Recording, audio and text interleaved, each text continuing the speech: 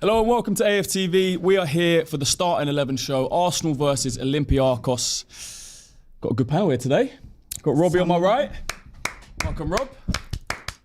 Got big lead judges as well. Oh, I like that. And we got Kenya on the left as well. Welcome, Yes. Kenya. The best lad of the three. Kenya, we'll start with you. Okay. How are you feeling about this game?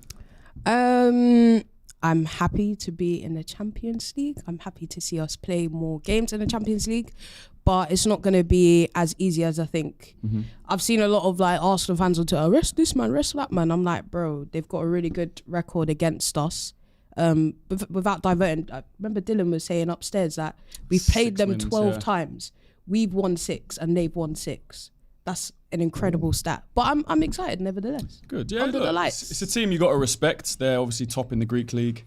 I'm Greek, so I got a bit of an affinity towards Olympiacos. You don't, what? Who's better, Olympiacos or Panathinaikos? I'm not into it that much. To say. Look, I know Olympiacos. AEKF. Yeah, or AAKF. Olympiacos are top right now. I think they've won 4 and drawn 1 in the league so far. Look, they're in the Champions League. This is the Champions League. They're a team to be respected. They're coming to the Emirates. How much would you change today, Rob? Because I've seen people online saying rest Raya, rest this player, rest that player. I personally wouldn't change too much, as in I'd start Raya.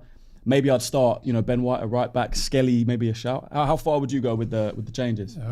Maybe you could rest Raya for a game like this. You could maybe think of putting Kepa in. No, but it's not really necessary to rest your goalkeeper, is it? I mean, I would make a few changes. Not loads, but we got a very important game on the weekend as well. It's the last game for the international break against West Ham, and West Ham, new manager, they look quite lively the other night. You know what I mean? So I would rest a couple, but I wouldn't rest a lot. I mean, I think this is the Champions League. You've got to respect the opposition you're going in against. And we saw last night. You know what I mean? Liverpool lost to Galatasaray.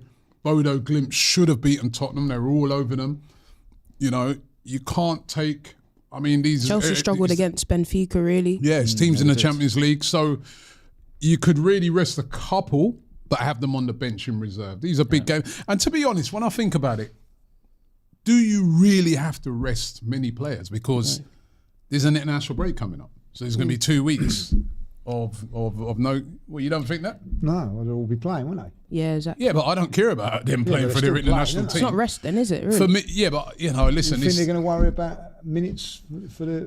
I'm just looking at the 2 games we got in front of us. Right, so those 2 games we got in front of us, I just want to win those 2 games, right? Then I don't really care about what the international team's going to do. I'm caring about what Arsenal are going to do. I don't necessarily disagree with you, but we also need to remember that the Champions League format's different this season. And we saw last season the likes of Man City and PSG who won it, had to play those extra 2 games because they maybe didn't take those league games seriously. And in the end, it meant that it disturbed maybe their league campaign season by having to play those extra 2 games against, I think, Man City and Sporting. We don't really want to do that. Yeah. You just want to pick up as many points. And as you pointed out, we saw Liverpool last night, a team that finished top of the Champions League group last season, lost to Galatasaray. Chelsea struggled against Benfica. Spurs dropped points against Bodo, which is a team that they played last season in Europa. So you have to me, I don't really want to see goalkeeper changes and fullback change and this, that. Yeah. I don't want to see wholesale changes. I want to see one of our best, strongest 11s. That's how I see it. I'd even go one step further and say it's not even just about getting in that top 8 anymore, because they've changed this rule now. Where the higher you finish, you get the favourable second leg at home. So look, Arsenal need to finish as high in that top 8 as possible. Lee, I'll come to you. What would you do in midfield today? I'd make changes. I hear what everybody's saying, but the squad's strong enough now. Like, there's not, you can argue that who should play in the midfield. It could be Ødegaard, could be Eze, could be Wanyeri. Like, you know what I mean? So for me, I want to see Wanyeri play today. I don't know what happened with him. I don't think anyone knows. Like, no one sort of knows it, why he wasn't left in the squad. So 3 players, four I would change. Like, my midfield would be Rice, Zubimendi and Ødegaard. On the left would be Eze. On the right, I'd play Wanyeri. You know what I'd love to see? No Saka. No. I think I want him ready, fit, fresh, and ready to go against West Ham. What about your back 4? Back 4, Ben White, Saliba, Gabriel, Miles Lewis-Skelly. Yeah. I agree with that back four. I would love to see a midfield. I don't want to see Timber play after. You know what I mean? He's been outstanding, but he's. You know, we need to rest Timber. This guy came off the back of an ACL, played an entire season last year. Yeah. Probably been our most consistent and our best player this season. We've got Ben White there. You don't need to play Timber in this game, especially in a game where I hope and I expect us not to have to do much defending. I assume we're going to have most of the ball. Yeah. But I'd love to see a midfield of Rice, Eze and Ødegaard.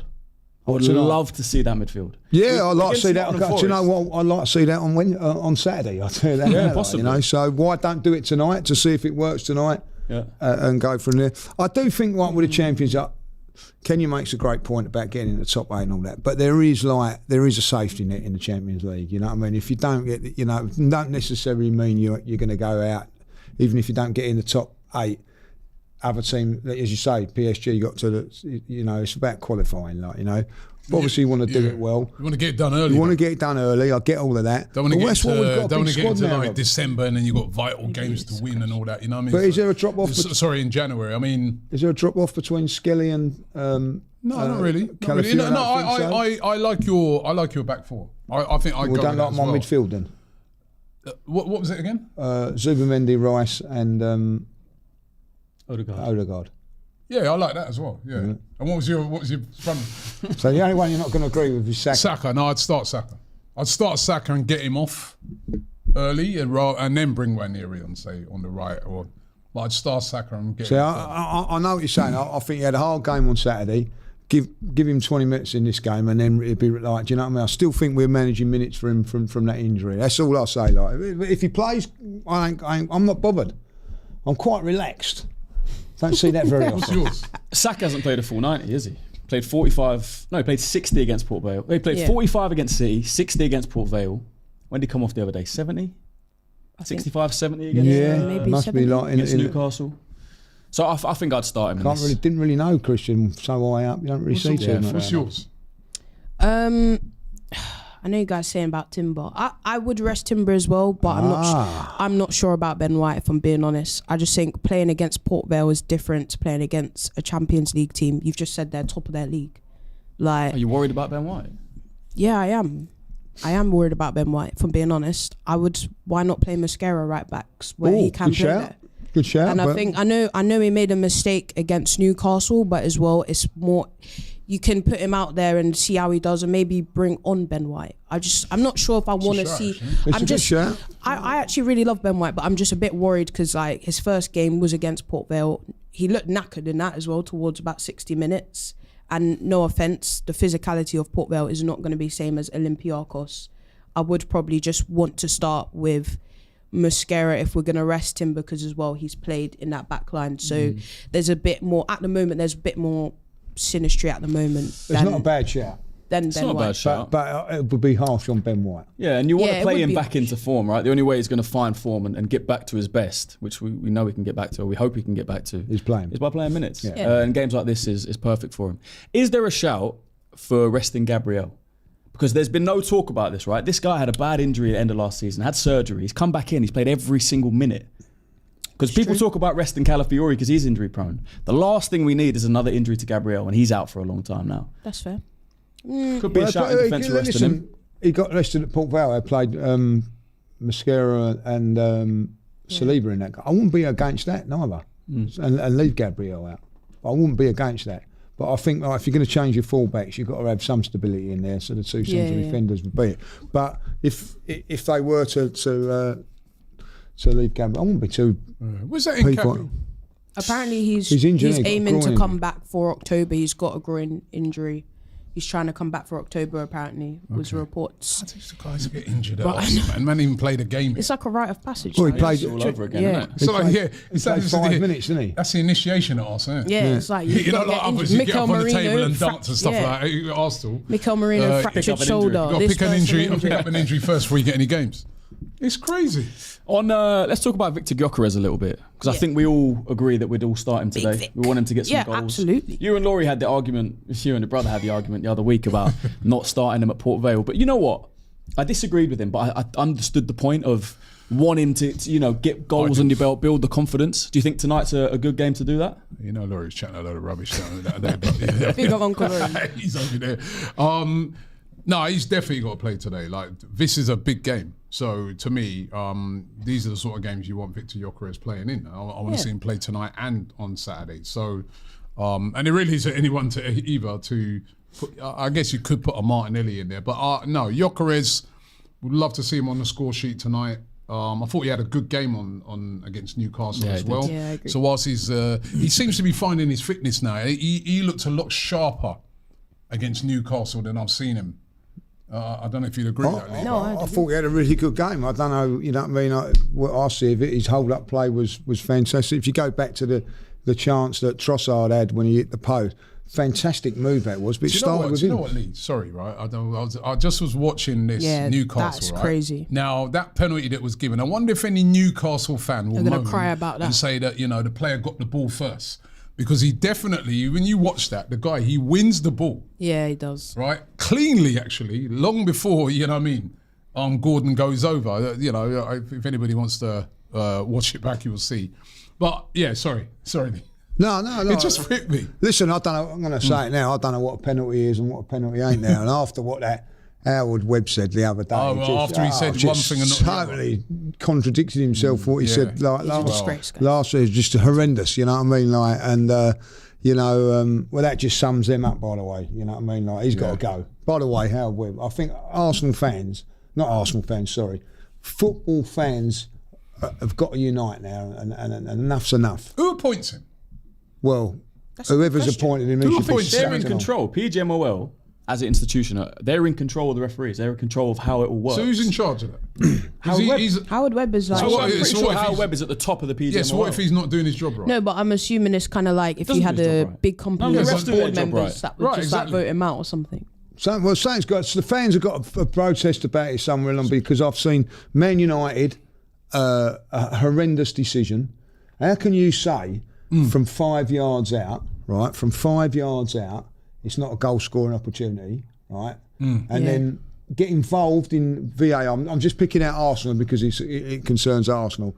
The referee gives a booking at Bournemouth 50 yards out, and then VAR turn around and get involved and say that is a goal scoring opportunity, send him off. And not get involved when it's 5 yards out. Yeah. Now, can someone explain to me, like, you know what I mean? It's a mess. Just to like follow on from that, again, it's not an Arsenal game, but if you watch Brentford versus Man United, Nathan Collins literally drags, I think it's Mbeumo. Yeah, just completely pulls him. That is a complete red card, not given. So I think there's so much inconsistency in the league. Like, as you said, you watch things now. What is a handball? What is a penalty? I don't know what handball things is. Now you look at it and you're just like, that's a handball. But according to rule 0.3 of whatever made back in whenever, that's not a handball. Or that's not a goal scoring opportunity or whatever. It's just crazy to me. I played football many moons ago, right? Yeah, and I never had this controversy about handball ever. You know, I mean, you knew what was handball and what weren't. Yeah. I haven't got. I seriously have not got a clue. I don't know if that was a handball on Sunday or not. But when they put up a penalty there, you know what I mean, I had to go and change my trousers because I thought we'd lost the game. Like, you know what I mean, like, because I thought, like, I did see his arm go up. Wasn't actually. I looked at the rules. And the rules say that it's not handball. You know what I mean? So because it deflected. But do you remember the one against Chelsea? Saliba got done for a handball. Do you remember, like, when we played Chelsea away, you went up for a ball and it hit the head and goes on his arm? So that's the same thing, Rob. Yeah, I think they to clear that up, they changed the rules. Yeah, well, funny that, isn't it? Like, instead of changing. But listen, this is an institution, by the way, that forgot to draw the lines for an offside. Guys. I've got the team. Let me pause you right there. So in goal, David Raya. At right back is Ben White. Saliba and Gabriel play. Miles Lewis-Skelly is at left back. Then the midfield, the midfield is Zubimendi, Marino, Ødegaard, and then it's Trossard, Gyökeres, Martinelli. I'm guessing. Wow, no Saka. I wonder who's playing on the right. Yeah, so Saka's on the bench. So is Eze. A lot of changes, which I said that would be, but not the ones I'll tell you what. Ethan Anri's back on the bench, which is Declan Rice having Saka on the bench. Yeah, Saka, Rice, Eze, Kepa, Setford, Mosquera, Saka, Eze, Timber, Norgard, Ethan, Calafiori and Rice are all on the bench. It's more than good enough to go and get the listen, it's I've got good no enough. problem with There's that. a lot of changes, more than I thought, though. Yeah. I said there'd be a few changes. I did say Saka. You know you, right? I know you already, yeah? I know you already. You'll start coming in. I didn't want Saka playing, right? I'm surprised it's Martinelli. I'd have played Wanyeri. But like, I'm not bothered about Marino playing in there as a 2. That means maybe that, that means definitely Declan Rice plays on against West Ham. Oh, Declan. I would have rather him play today and be rested against West Ham, you know what I mean? But listen, that means they're going to play him against West Ham. Ødegaard coming back in. Eze's being left out? Yeah, Eze's on the bench. Surprised by that? Yeah, Kepa, Setford, Mosquera, Saka, Eze, Timber, Norgard, Wanyeri, Calafiori, That's a lot of changes. Yeah, so look, White comes in for Timber. Lewis Skelly comes in for Calafiori. 4 changes, maybe? Rice drops out for Mikel Merino to start. Eze drops out for Ødegaard to start. And one of Martinelli or Trossard starts on the right instead of Saka. It's got to be Martinelli on the right. 5 changes. 5 changes. I like it. I said 4. Similar midfield. I'm quite liking Mikel's. Well, I hope you don't switch up later on and say, why didn't you go for a stronger team? I know He's good enough to Listen, I know what you're like. No, I'm not. I say it when it's said when I was right the other week, and I'm saying that now. I said that I would expect. Did I say I wanted changes today? I did say you lot say no, I want to go. I didn't say that because me and Mikel, we're on the same wavelength. We've done our coaching badges. We know these things. Yeah, I think Martinelli goes on the right. He played quite well on the right last season, didn't he? He played on the right a couple of times. We started a midfield against Forest, which was, remember Declan Rice was on the bench for that game? Yeah. Zubimendi, Marino and Wanyeri. Yeah. So this is similar. It's going to be a very similar dynamic to that game. Yeah. We look good in that game. Yeah, listen. Quick going forwards, quick on the transition. We created a lot of chances. And this is the thing about Marino. Marino's been getting so much stick and so much blame on him, and he's a defensive player. It's not about Mikel Marino. No. Mikel Marino is a very good player. Yeah. You just can't start the midfield of Rice, Zubimendi and Marino. It doesn't work. One of them has to drop out, and you have to have someone else like Ødegaard, like Wanyeri, like Eze alongside them. And he didn't play on Sunday.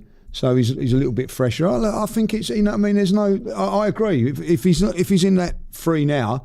We've got Ødegaard in here, who I thought was sensational on when he came on. He was. Eddie Howe actually spoke about and he needs change minutes. Proper.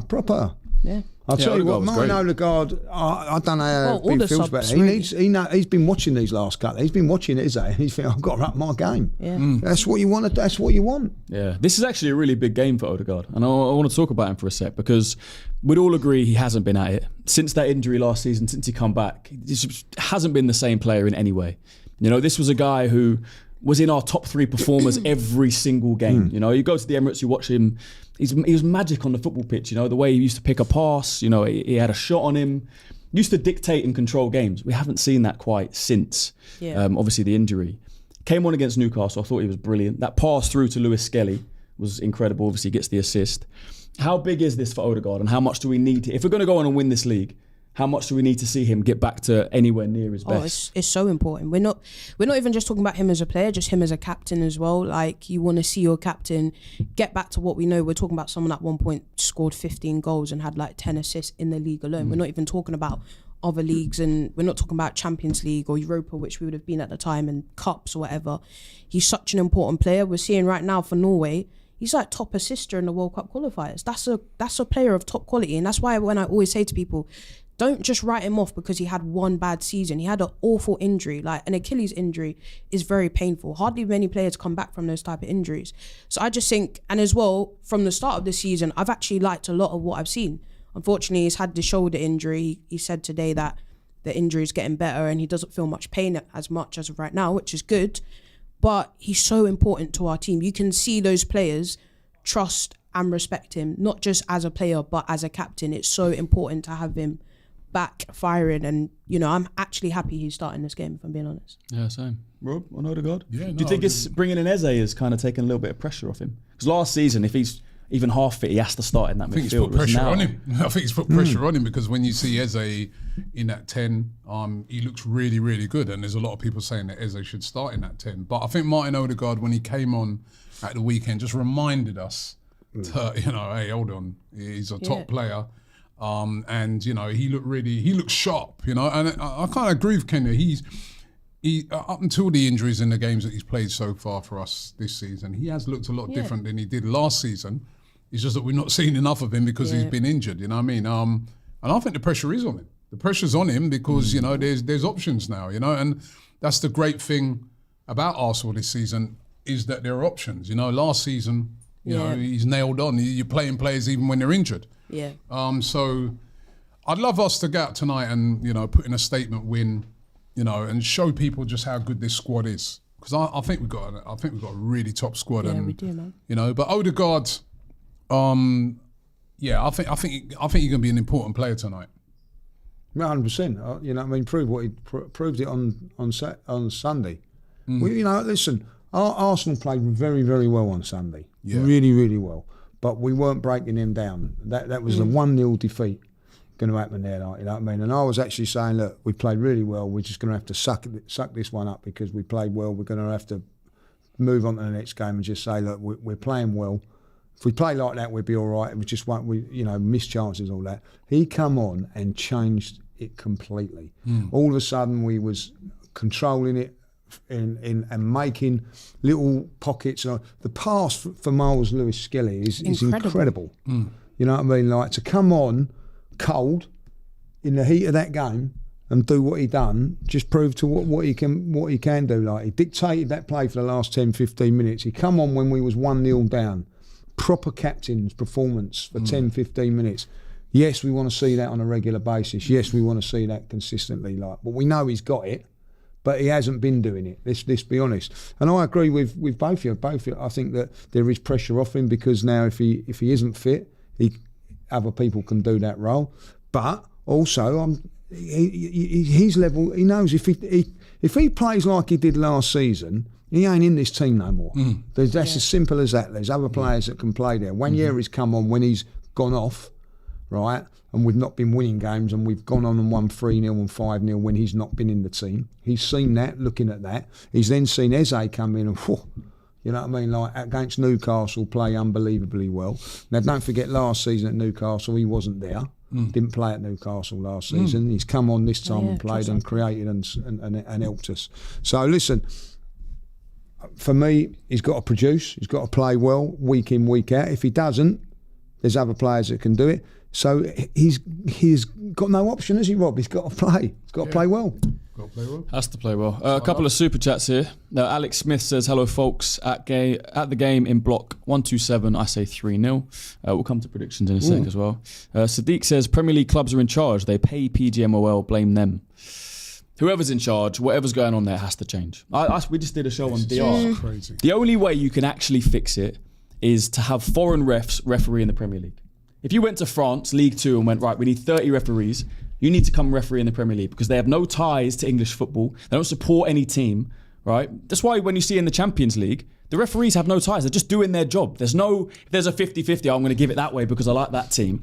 That's the only way it can actually be fully unbiased. Do you know what? I'm just going to jump in there. I actually think, I do agree, but that's a short-term solution. My thing is that you actually need to go to the people that train these referees. And as someone that watches women's football, it's not just in men's football, it's in women's football. It's at grassroots level. And the reality is we have an overall issue with officiating. It's not just in the Premier League, it's in the Championship, it's in League One. So to me, you need to go to those top people and say, right, we're completely changing this. We're retraining in how we do officiating. And maybe you do need to bring a panel of officials from other countries to say, this is how we do it in our country.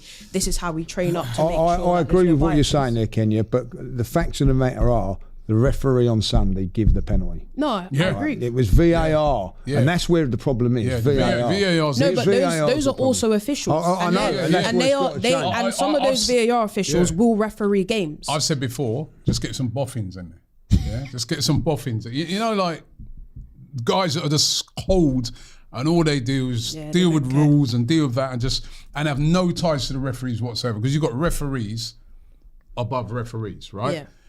Because to me, take even our one out of it. That United one, when Mbuemo is in on goal, right, and that player's not sent off, right, for putting. I mean, I still can't get my. Have they come out and justified that one? I don't know how could. They said because Mbuemo didn't have control of the ball when he literally can't have control of the ball. He's been fouled. Yeah, when he's been pulled out. Yeah, and then you know the one in our game, right, like the most to hear Howard Webb, the guy who's in charge, who last year said something completely different when it came to that sort of incident, come out and then now change it completely. It's like you're looking at someone there and you're thinking, you're a liar.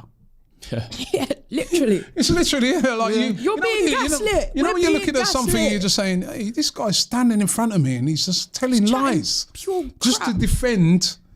And also, if you've got I've said this last year, if you've got an organisation that is falling apart, right, every single week, people are saying, nah, it's not fit for purpose. It's the guy at the top who's got to take the heat, innit? He seems to just dodge everything, this guy, Howard. Yeah. That's why I said I'm asking who's in charge of him, and if a change was needed, because I think a change is needed at the top. Yeah. Because like you said, Lee, that referee on Sunday got everything right. He got the penalty right. He got the handball right. He didn't give handball, did he? He didn't give it. No, right. They're trying to intervene in that. He got their goal right. You know when Gabriel was saying that was a push, he got that right as well because that was never a foul. Yeah. He got everything. So the guy actually he was refereeing on the pitch. He did all right, but then now. When he's called over to the screen, I'd love to hear how much pressure they were putting on. Well, apparently there was, wasn't there? They were saying, "No, you touched," you know what I mean? Like, and then, how many times did you watch it to see that if he touched the ball? I don't even know if he did touch the ball. So how was that clear and obvious? Well, exactly. So there he goes. So everything that was that they got involved for was wrong. And then when the referee got it right. Yeah, when they should be getting involved. And, they should be backing the referee. Like when I saw the Liverpool game when Mo Salah, jumps up and does a hand basketball, of God, bro. right? You know what I mean? They don't get involved. They don't get involved. Oh, we can't see it. Yeah. I mean, it's crazy. Do you remember that? Let's hope we're not talking about a referee tonight. I'll go back to another thing that was brought up the other day. Do you remember at Aston Villa I think it was last season or the season before, I can't remember now. When Kai Havertz scored, right? And they said they cannot confirm whether it was a handball or not.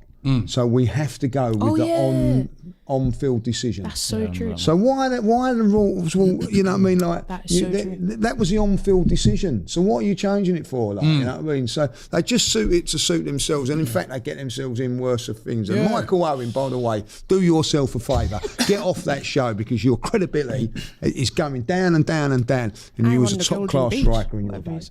It's gone too far. Yeah. You know it's gone too far when, it used to be a bit funny. You'd laugh at Spurs if a decision goes against them or United. Now, decisions go against other teams, and I'm not finding it funny. No, I didn't. No, that's great point. Listen, I wanted United to lose that game, right? Yeah, like how they want us to lose, right? I wanted United to lose, but when I saw that, I'm like, nah, that's disgraceful, man. Exactly.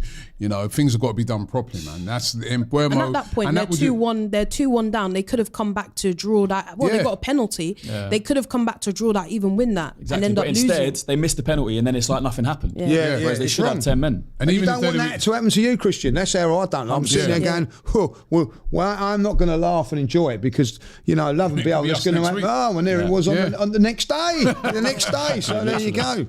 Aussie Talk says there used to be a time when we could predict our 11 minus or plus 1 or 2. Now it's so hard to do. That's brilliant. And that's a great point. It's a good thing. It's because we've got a squad, right? Yeah. It used to be, yeah. That's such a good point. Apparently as well, Max Dowman is actually on the bench, but the Arsenal just forgot to put him in the graphic. So he is also on the bench. Yeah. Oh, right. So if he was to come on today, I think he'd be the youngest ever player to play in the Champions League, I think. We know Arteta loves a little stat like that as well. It would surprise me to see him come on. One last point I want to ask your opinion on. Lee, I just want to ask you, Miles Lewis-Skelly came in last season, was absolutely fantastic. Obviously, he's got competition there in Calafiori. He's been great this season.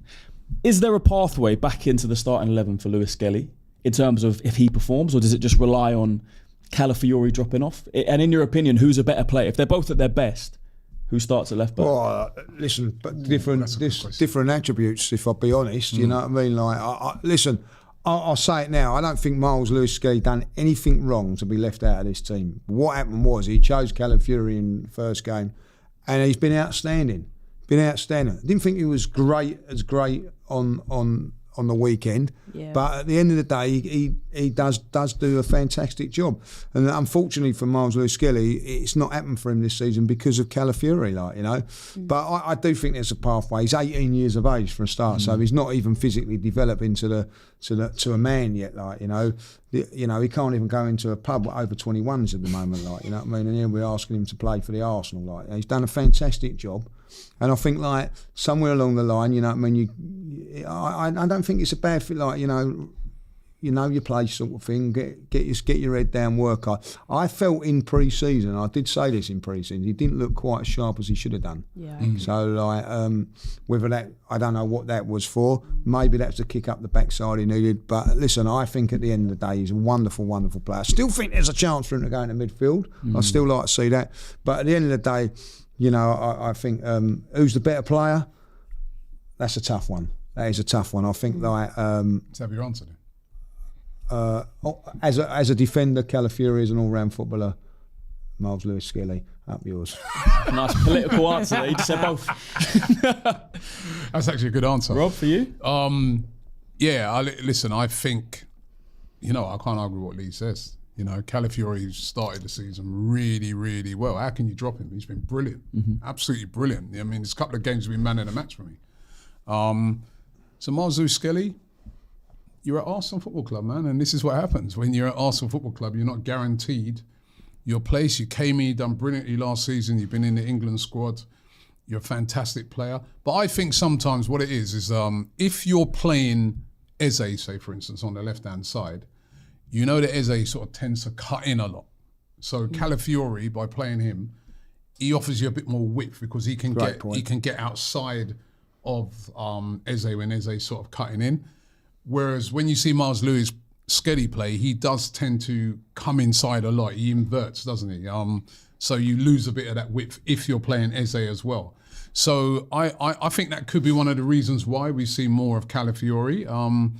But listen, there's loads and loads of games for this football club, right? You know what I mean? So if you actually look at it, right, the last 3 games that we've played, right, Lewis-Skelly would have started 2 of them. Was he starting tonight? And he started against Port Vale. All right, he wasn't in the Premier League, but so that just shows you're still getting loads of games, isn't it? So you're still part of it.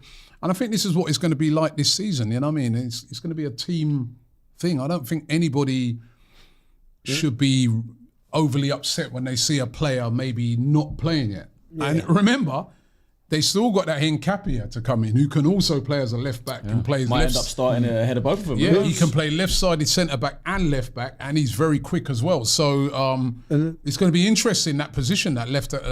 The other thing, if I was talking to Miles Lewis-Skelly as well, like someone like Saliba was on loans at his age, 18, 19, 20, to learn his trade. 2 loans.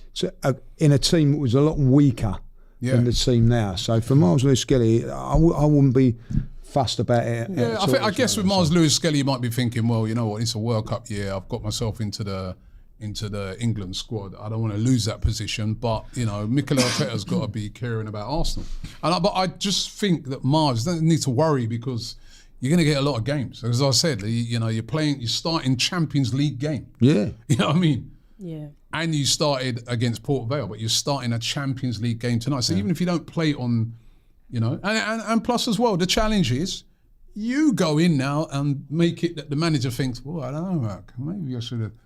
Well, yeah, exactly. Maybe it should be Miles on Saturday against West Ham and not Calafiori. And Calafiori weren't great on Sunday. Yeah, it wasn't. So maybe he's saying, right, you know. He weren't poor though. I don't think he was poor. No, but like you've got to be great to stay in this team at this moment in time. Yeah, that's the greatest thing about it. That's what we want. 100%. No, great headaches to have. Kenya, you on the same? You agree with everything these guys said. I think, you know, we're 6 games into the Premier League season.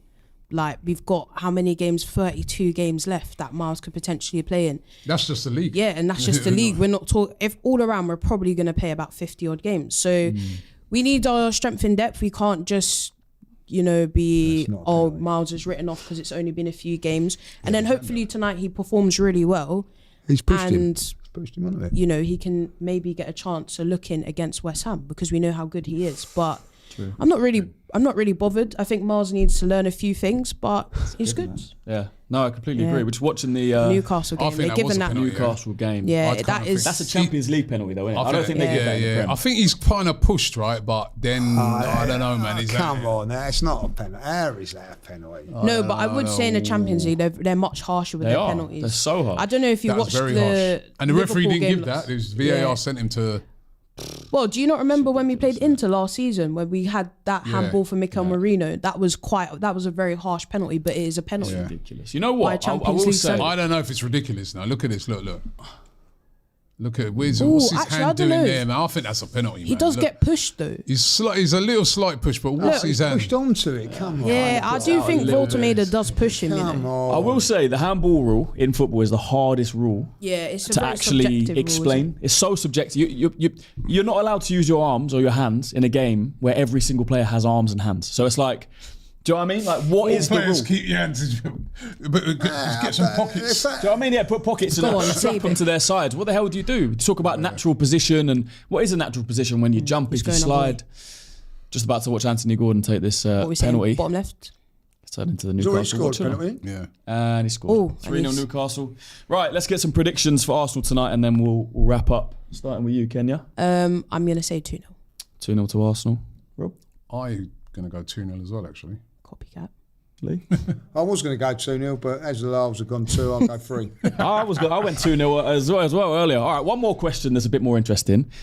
Do we see this celebration by the grace of tonight? God? Yeah. Rise! Yes, these are the games. You must. Yes. This is why we bought you.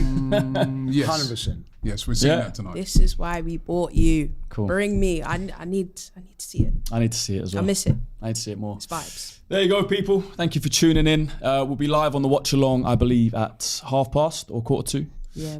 So tune into that. Enjoy the game, and we'll see you soon.